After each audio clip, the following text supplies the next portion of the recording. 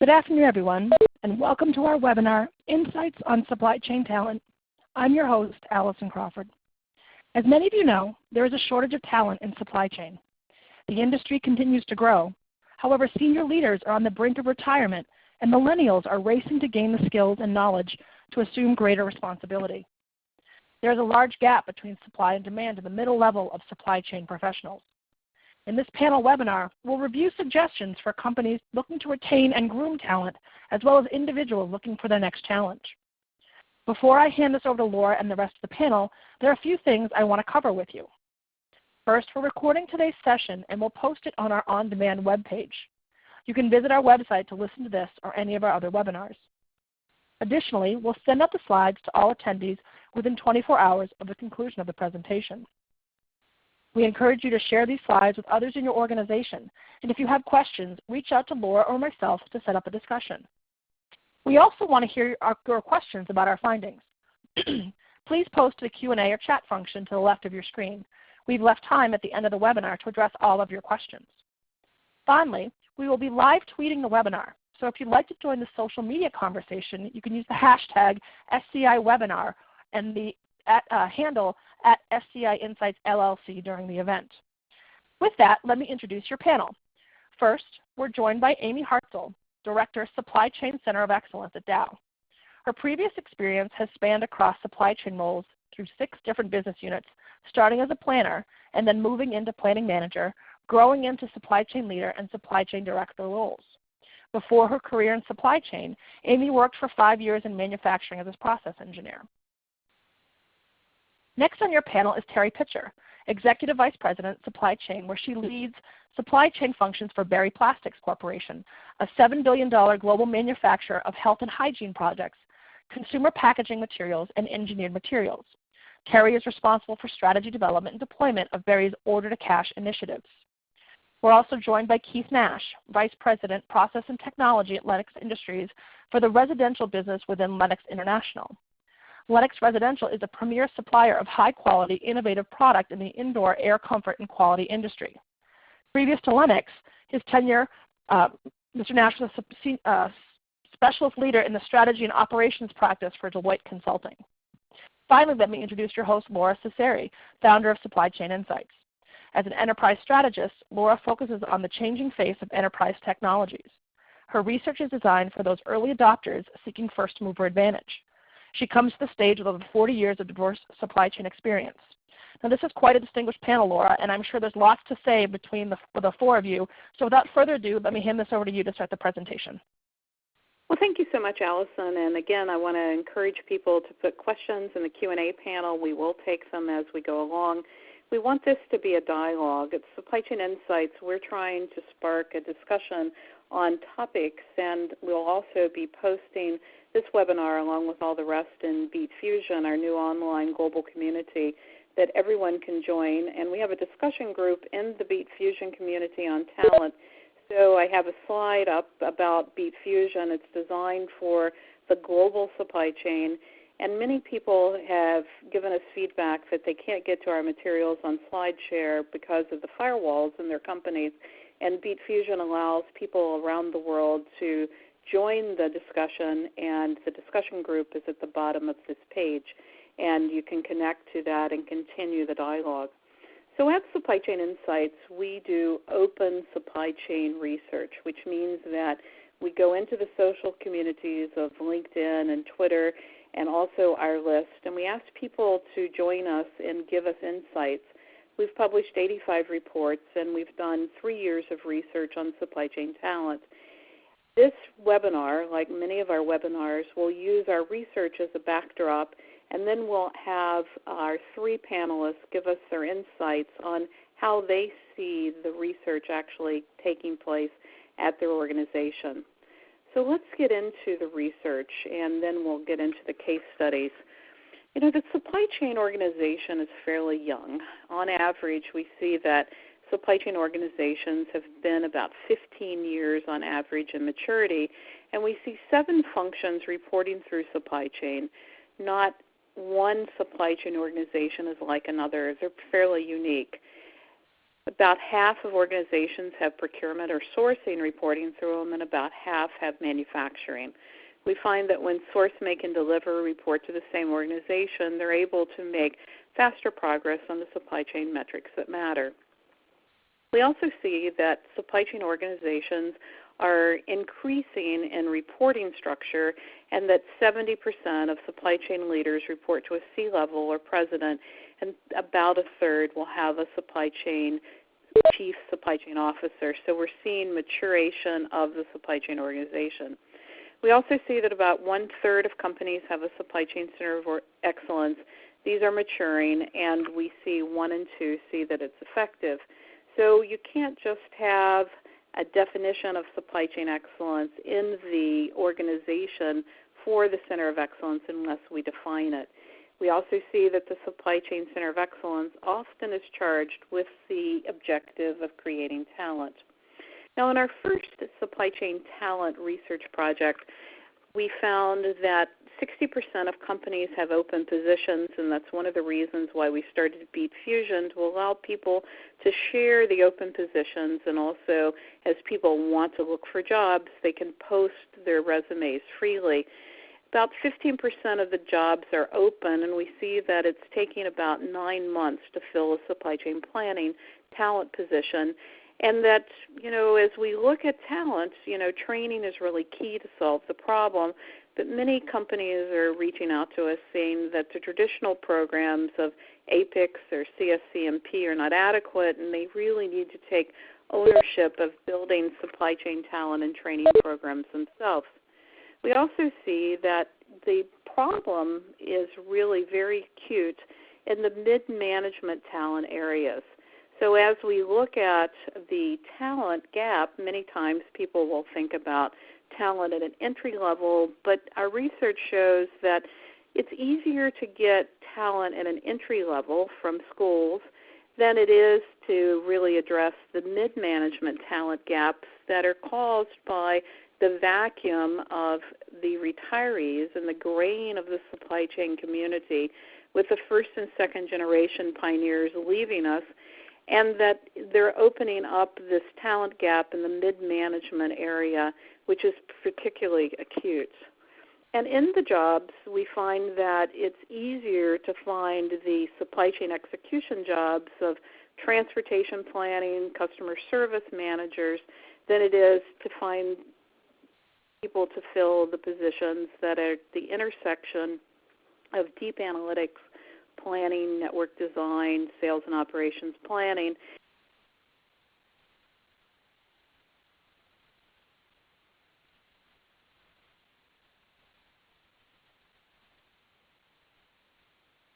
Hi, folks. This is Allison. Laura is actually in Puerto Rico, so she might have dropped for a second. I will try to get her audio back, so just hang tight.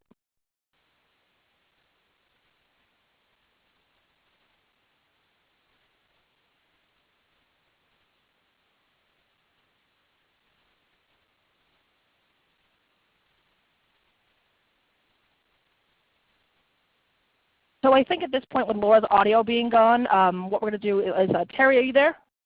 I am. Okay, so we're going to slip into the Berry Plastics presentation and get a chance for Laura to get back. So Terry, why don't you start with your presentation talking about talent acquisition, management, and retention at Berry Plastics. Sure. So if you could just advance to the next slide. I'll first tell people just a little bit about Berry Plastics. Okay. Next slide, if you could. Okay. Berry is a $7 billion provider of health, hygiene, packaging, and protective solutions. We are a public company, and we have been since 2012. And our most recent acquisition will push us into the Fortune 500 in the next set of rankings. We have a very diverse footprint, as you can see. We employ over 20,000 people across the globe. We have extensive R&D and design capabilities and a very large portfolio of active patents. Next slide, please. A little bit about our products. Our business is primarily B2B, but we do have some branded products that go directly on the retail shelf as Berry products. Those include Ruffy's trash bags and Nashua duct tape, among many others. Most of you have a number of Berry-made products in your homes or your automobiles today, whether you realize it or not. Our 3 operating divisions are focused on health and hygiene, consumer packaging, and engineered materials. Our diverse range of products includes plastic containers, bottles and closures, drink cups, and prescription vials. Also tapes, stretch and shrink wrap, trash bags, diaper back sheet and wipes. And finally, geotextiles, agriculture films, super sacks, and corrosion protection products for the oil, gas, and water pipelines. Next slide. A little bit about our growth, and this is really important to the discussion on talent. And while we focus on organic growth, we've completed over 38 acquisitions since 1988, ranging from very small companies to global enterprises that were as large as the base business at the time of acquisition. Through those acquisitions, we acquired a lot of talented people. We also acquired a lot of disparate ERP platforms and footprint that made standardization a real necessity for us. We have a very lean business with a small corporate structure, and we believe that the lean business and the entrepreneurial spirit of our company is what helped to propel us to where we are today. So our challenge is to keep that spirit moving forward, but to continue to drive value for all stakeholders in the business, which leads to the need for standardization. Next slide. So why standardization and talent? A few things. First, people are our greatest resource. As leaders, the most important thing that we can do is to find and develop our talent. As I mentioned, we have a group of very capable and talented employees across the globe, but because we had so many different processes and different platforms, and even different vernacular, it became necessary to put some structure behind our supply chain so that we could all start to speak the same language. So how do we do that? From an internal perspective, we decided to build a very lean center of excellence to focus on the end-to-end planning process. We needed to establish some standardization from every area through the planning, from demand planning all the way through inventory and replenishment, procurement, and down to production planning. So we started with our Center of Excellence. We brought in some interns for the first time, and even one co-op who comes back and works with our team on an off basis. And then from an external perspective, we established relationships with leading functional experts in organizations, such as Laura and her Supply Chain Insights organization.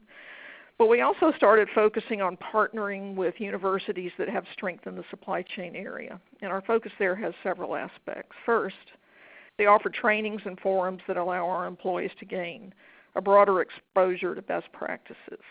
Second, and most important, they're a source of future employees.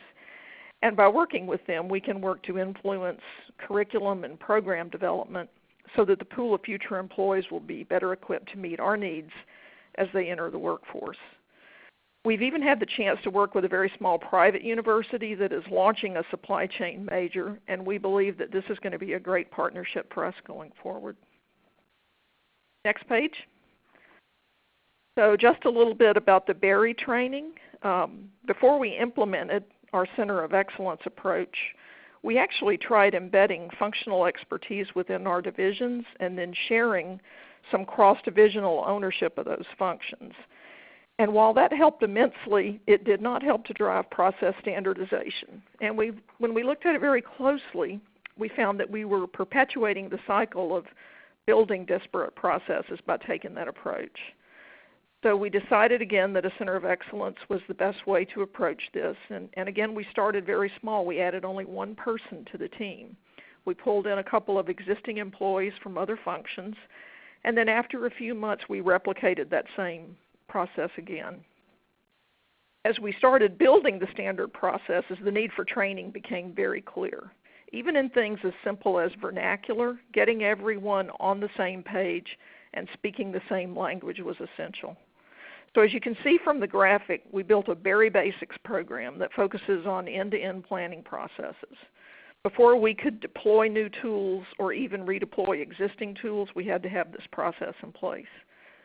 We built most of the material ourselves, but we also relied on external sources and some of the APICS material in order to build our Berry Basics course. And in the beginning, the idea of training was not well received by all. But as we got through the first few modules and people started to connect the dots, we got a lot of positive feedback.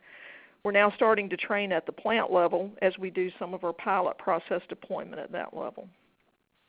Eventually, we'd like to see some of this content digitized and formalized into our online training tool, Berry University. And this will also become the backbone of our S&OP deployment as we shift from tactical to strategic sales and operations planning. So that's our update from Berry. Now, Terry, I think it's a great story. Were there particular terms that were problematic to get on the same page on the vernacular, or a particular area that you struggled with? I don't think there was any particular area, Laura. It was just, getting everybody speaking the same language. And, if you go back and you look at our footprint and those acquisitions, it was just the number of people who had learned in different ways and been practicing in different ways throughout their careers. So it's not any one area. It was just the standardization. So you're pretty unique with all the mergers and acquisitions. Are you also finding the gap in mid-management talent that I talked about before I got cut off on the phone? We are. We have had to fill an enormous number of positions over the course of the last year, and in fact are working to fill some right now that are at that mid-management level, and it is a challenge for us. So when you look at mid-management talent, do you think that the gap is based upon a failure of consortia to build talent, or just the dynamic of baby boomers retiring? What's your perspective there? Well, that's a tough one. I think it's a little bit of both. I think we certainly are feeling the effect of the baby boomers starting to move out of the workforce, but some of the areas where we are putting in intense focus right now, particularly in the area, say, of demand planning, the talent pool. There are some enormously talented people out there, but those are the jobs that we're having the most difficult time filling. Okay. Thank you, Terry. I think it's a great story, and I've really enjoyed helping you with building your Supply Chain Center of Excellence. Let's shift now and get our next case study. Has Keith joined us? I know we've had a little trouble with the audio. Keith, are you on the line? If not, we'll go to the Dow presentation. Amy, are you still on the line? I'm here, Laura. Awesome. Great. It's wonderful when technology works, but when technology doesn't work, it's a little bit scary, right? So let me bring up your slides here. Amy, I appreciate you joining us. Let's move into your slides now. Sure. So I'll just start with a little bit of an introduction about who Dow Chemical is. We are headquartered in Midland, Michigan, and a Fortune 100 company. We are just shy of 50,000 employees worldwide. We manufacture more than 6,000 products in 179 sites in 35 countries. We have customers in 180 countries, and our sales in 2015 were $49 billion. Dow is very much centered around our core values, which are integrity, respect for people, and protecting the planet. Go to the next slide. Can you just share a little bit of how we view this, from the eyes of our employees who are working at Dow? We have core competencies that we use as part of our performance management process across all job families, and we try and make sure our development plans for our employees are centered around these core competencies of collaborating for superior results, leading courageously, delivering innovative solutions, and generating customer value. We have a strong focus on learning and development, and I'll share our approach on a slide a little bit later in the presentation. We do look to be sort of a top-tier compensation and have a comprehensive benefits program for our employees. We also recognize through our annual employee survey that rewards and recognition are important, and not just at that time of the annual bonus or what folks are receiving in compensation, but have regular ongoing recognition across employees where employees can nominate peers, and so it doesn't always have to be in one direction. And then lastly, diversity. We feel that our strength does come from the diversity of our workforce, and we work to have an inclusive environment across, whether it be nationalities or different cultures. Next slide. Here you go, Amy. Thanks. This is just a snapshot of some of the awards that Dow has won, and it's nice to see, across the different continents, some of the recognition on being either a top 100 place to work or a top 50 employer. So just some examples of some of the recognition that we've received in recent years. Next slide.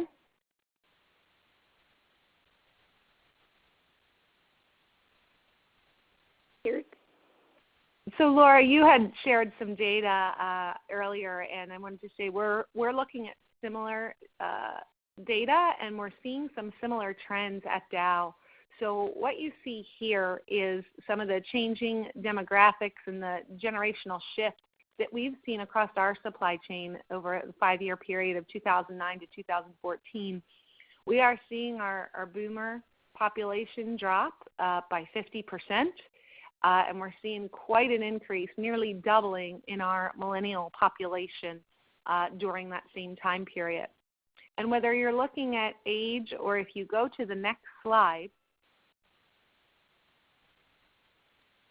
you'll also see the changing demographics in terms of our years of service. So we have a 25% drop in employees with 10 to 16 years of service in Dow. And we're starting to see an increase in those employees in the 6 to 10 years. And we certainly see some variation, across our different business units and across our functions. But we are having more employees, with fewer years of service than what we had, 5 years ago and even longer. So if you go to the next slide, I can share some of the actions that we're taking to try and make sure we're adjusting this squeeze that we're seeing in the middle of our talent pipeline. And we really try and take a holistic approach with our learning and development that I referenced on an earlier slide. And we see it as really coming down into 3 components. 70% of what we focus on with our employees for learning and development is on-the-job training. So we have a rotational program for our new college graduates. We work on a more effective onboarding program across our supply chain employees. We're trying to get some cross-functional assignments so that folks can understand roles, certainly across supply chain, whether it be in business supply chain roles, logistics roles, improvement roles, or center of excellence roles, but also looking beyond supply chain and customer service and getting some folks with experience from the commercial or finance part of the organization. And then we also have career maps to help employees who are newer to the organization understand there are many paths that you can take to positions in the company. So after the 70%, we also look at 20% learning from others. We've started supply chain informal lunch and learns across many of our locations where groups can come together and hear about some of the new technology that's being rolled out in the area of transportation visibility, as an example. Going and meeting with some of the site logistics organizations at our big sites so that they understand kind of what technology is out there to help make their job easier to do. We're having leveraging sessions and communities of practice around a lot of the work that's taking place on S&OP, and we're looking to get one of those started up on demand planning. We have active mentoring programs and also connected learning. And then we do have structured learning, but we really feel, after looking at a lot of studies, that's the minority of how adults learn, but we don't want to ignore that last 10%. So we have taken a look at our curriculum structure and updating that across the board on our supply chain roles, putting in place for the first time ever some learning assessments to help employees understand where are their strengths and what are some of the areas that they should look to put on their development plans. And then we're really having some key external partners kicking off programs with Michigan State and CorpU in the last year to help really drive some of the end-to-end education and mindset and behavior change that we think needs to take place across the supply chain and customer service functions. So if you go to the next slide, I can just give a brief example. Oh, okay, I guess it got cut there. But we did have one of our career maps, and basically just to give folks a visual of what that looks like, we pick one of our key supply chain leaders, and then we show their career progression, kind of showing what regions have they worked in, what functions have they worked in. And then this is really done across supply chain as well as other functions in the company so that folks can understand kind of, hey, there's not one clear path, and if you look here, this doesn't always go straight up. There are times where there are lateral moves, and that's a very valuable learning experience for our employees. So, Amy, I love this chart with Maddie. Maddie is an employee of Dow, right? Yes. And does this show Maddie's progression over her tenure? Correct. And when you do these, what are you looking for in employees today? How should they think about their career? Yeah, so the reason we put these together and why we want employees to think about this career is we really do value the diversity of experience, right? If you're aspiring to be one of the leaders in our supply chain function, we're going to value the fact that you have experience in all of the key touch points, right, that you have with supply chain.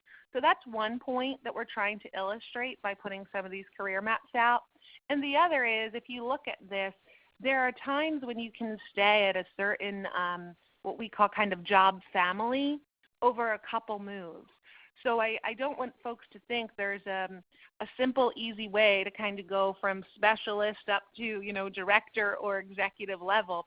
There's going to be times in your career where you're going to move laterally right across that job family, but to get a different experience that just makes you that much more effective and better prepared to get some of those high levels in the company. Now, how long have you been doing this career mapping?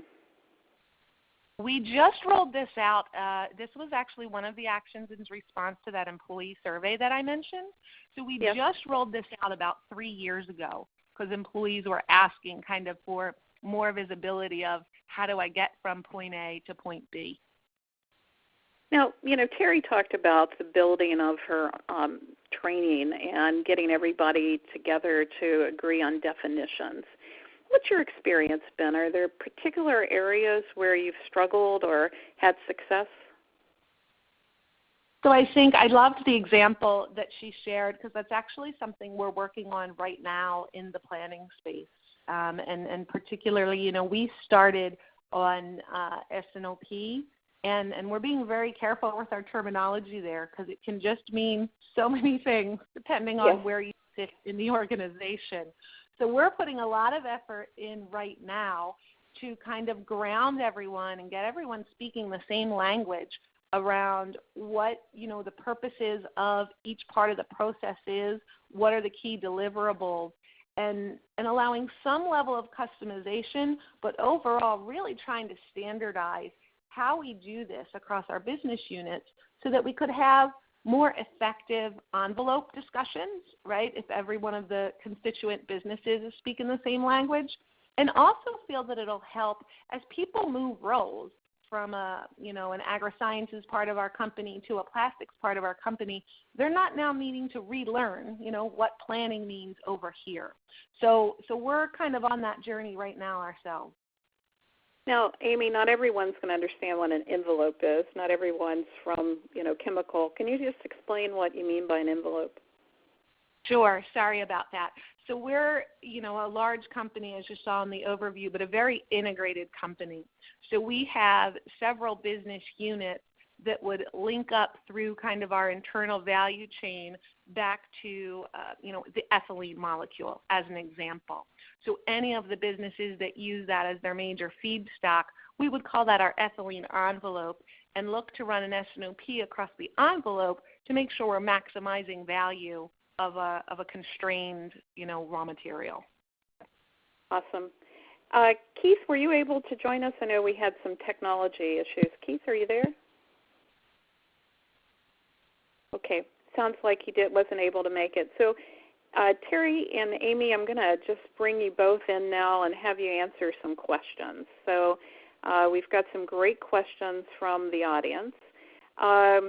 One question is around supply chain education for suppliers, and I am actually in Puerto Rico with a group that's very focused on supply chain for its suppliers. Terry, do you have anything in that area? We have some very basic tools in place for our supplier base. We find that we typically need that more on the side of the smaller suppliers than the large ones, because our large suppliers are obviously the Dows and the Exxons of the world. So but we do have that in place for the smaller suppliers. And what does that training look like? What's the focus? The focus is mainly on educating them about Berry and our needs and how they should interact with us. But we've not taken it to the level of really trying to help on a broader supply chain education for them. And Amy, Dow's perspective on training suppliers, are you doing anything in that area in supplier development? So I wouldn't say that we have sort of a formal education program. Certainly our procurement organization has supplier relationship management activities that they're undertaking. We have sort of supplier code of conduct that we work through and try and make sure they understand some of the information that we'd like to have flow back and forth between our supplier schedules and sort of sending some of our requirements. I wouldn't say it's automated across the board at this point, but at least trying to help each other understand that if we have these conversations and work together, we'll much more effectively handle these upset events when they take place in the supply chain. Great. Well, we have some questions now from some of our academic partners. One question is, does an associate's degree help? Community colleges, I know the Supply Chain Council is doing some work on associate degrees. Terry, have you investigated that at all? Would that help with some of the talent gap issues?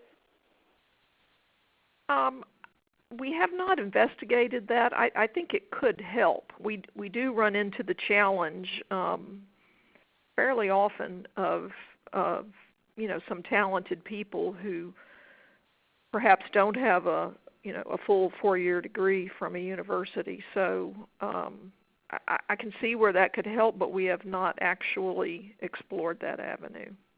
Okay. I was actually talking to Starbucks about some of the work that they were doing on associate degrees, and particularly for warehouse management and some of the logistics roles. Amy, how about you? Have you done any work with the associate? We typically require a 4-year degree for our professional level roles, which most of our entry level roles are sort of planner roles in the business or some of our logistics operation roles. But we do have, a number of roles within supply chain, and some of them do not require the 4-year degree. So some of our technician roles in logistics, as examples, we don't require a 4-year degree for those. And I think certainly an associate's degree would help in those roles.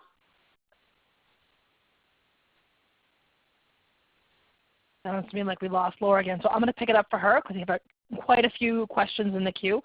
We have another question here, guys. It says, it seems like a lot of the strategies talked about today are focused on leveraging internal talent. How are you partnering with your HR talent acquisition teams to drive external recruiting strategies? What's working and what's not working?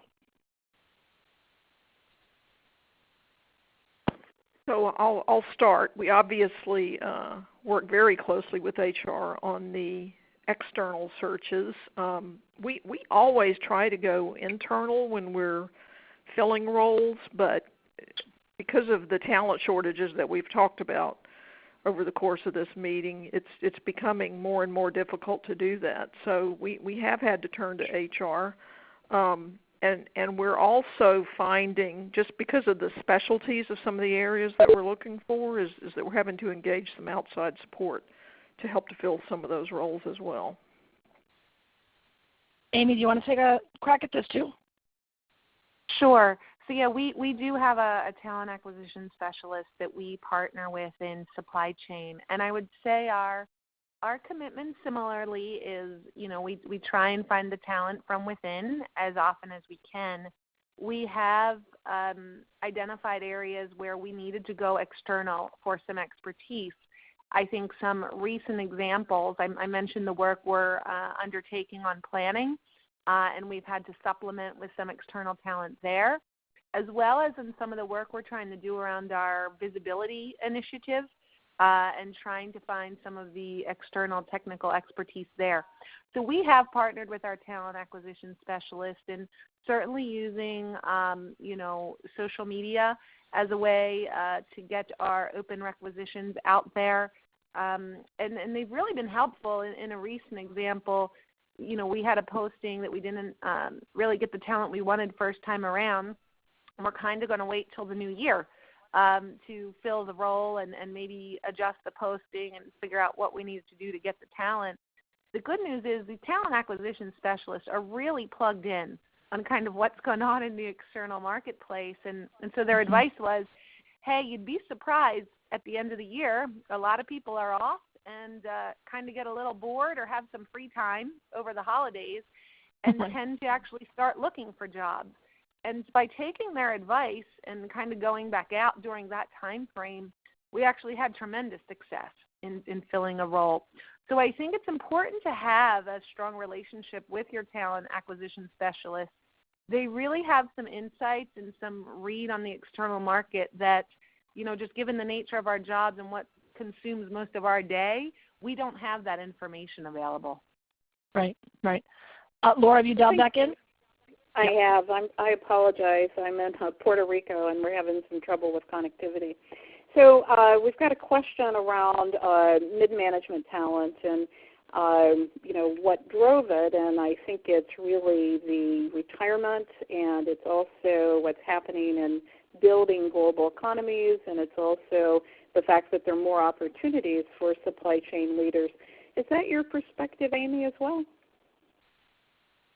I mean, I would certainly agree with that. I think, part of what we found too, Laura, is a lot of what we're asking supply chain to do today isn't necessarily the same as what we were asking 5 or 10 years ago. We a lot of times look across our leadership team and our supply chain function, and there's very few, maybe 1 or 2, that have a formal education in supply chain. That major just kind of didn't exist when all of us were getting our degrees. So I feel like we're at this inflection point, right, where we're seeing this need for kind of digitization and technology and just different skills that we're looking for. We didn't necessarily have the formal education. We're drawing as much as we can on our past experience. And some of the millennials that may have had more exposure to this through their entire life just don't have all of the kind of functional expertise yet. So I feel like part of it is just, hey, we didn't have this major, we didn't have exposure to this for some of the folks that are now hitting those leadership team levels in the organization. I understand. Terry, your perspective, what caused the mid-management talent gap from your perspective? Yeah.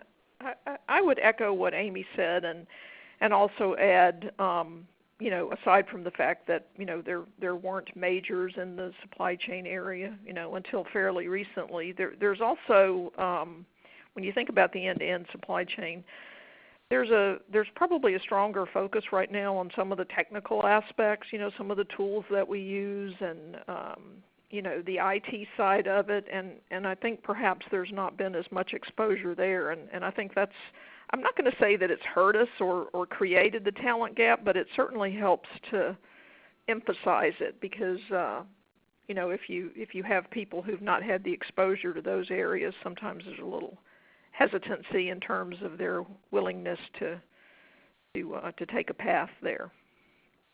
Right. We have one more question, and then we're going to just wrap up. We've got a question from one of the professors at Michigan State about professional qualifications. We've got the APEX certification, we've got the SCORE certification, we now have CSCMP certification. Amy, how important is that to you, and how well does that meet your needs? So I would say, I certainly look at that when I am hiring folks if they have it. It's, for me, not a showstopper if they don't. So personally, I don't have any of those certifications. I have different folks in my organization that do.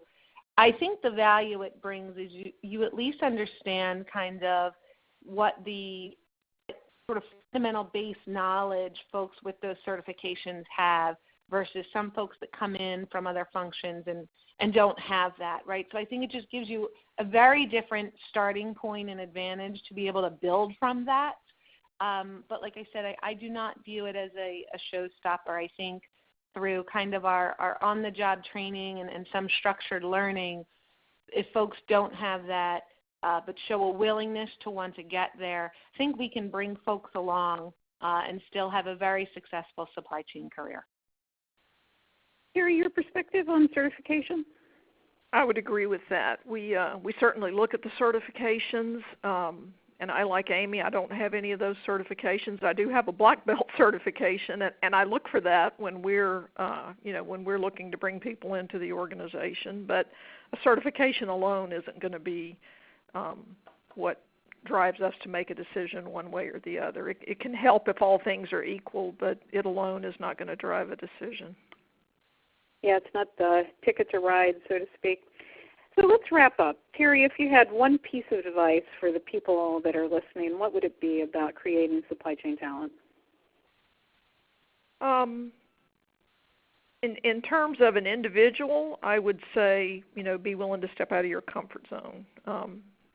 Take a lateral move. If you think back to the map that Amy showed, be willing to take a diversion and do something different to get a different view of the process, a different view of the products, and it'll just help you be able to connect the dots end to end. So I would be willing to do that. Sometimes those jobs are not necessarily what people view as being the right steps to their ultimate career goals, but I would certainly suggest being willing to take some steps into different areas. Yeah, I think that's so important, because, who knows? When we were going through school, there was no supply chain, and who knows what we're going to have 10 years from now. Amy, how about you? What's your one piece of advice that you have for people listening? Sure.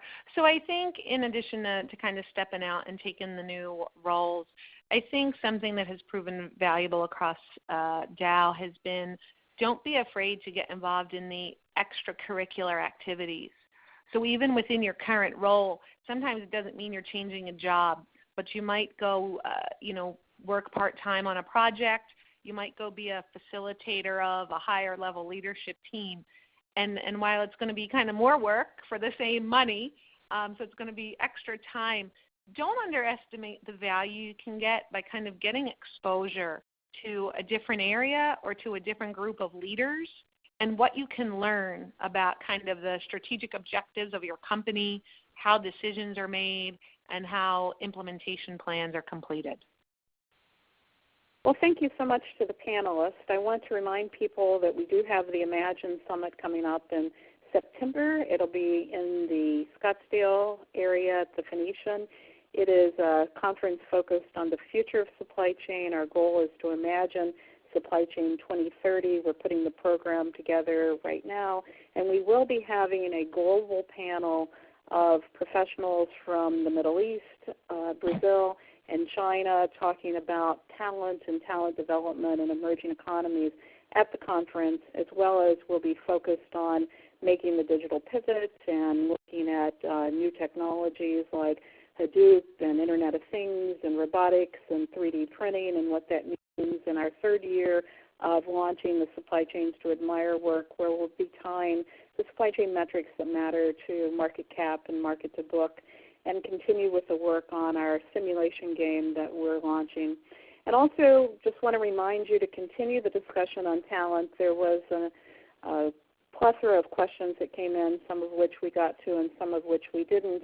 And we want to encourage people to continue the dialogue in the discussion groups in Beat Fusion. Again, Beat Fusion is a global community.